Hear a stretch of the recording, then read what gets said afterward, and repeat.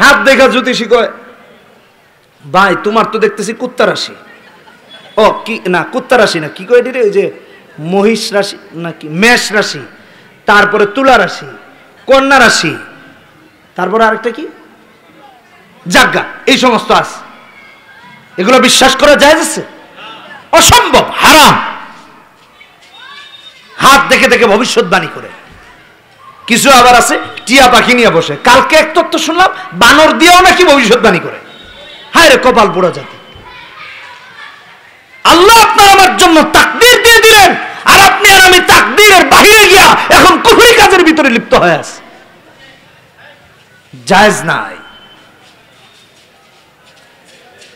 হাত দেখে ভবিষ্যৎবাণী করে, কয় ভাই তোমার তো কপালে বিয়ে আছে 4টা।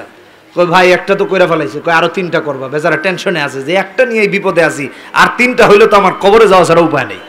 বেচারা ভয় পেয়েছে। এগুলো জায়েজ আছে বিশ্বাস করা? কথা বলেন, জায়েজ আছে? আজীব তামাশা শুরু হয়েছে। শিরিক যে করে সে মুশরিক, যে বিশ্বাস করে তারও ঈমান চলে যাবে। কেউ এই সমস্ত কাজের সাথে কখনো যদি জড়িত হয়ে থাকেন, তাওবা ইস্তেগফার করবেন, নয়তো ঈমান নষ্ট হয়ে গেছে। আল্লাহ আপনাকে আমাকে হেফাজত করুন। বলেন আমিন, জোরে বলেন আমিন। এগুলো করা যাবে? কখনোই করা যাবে না।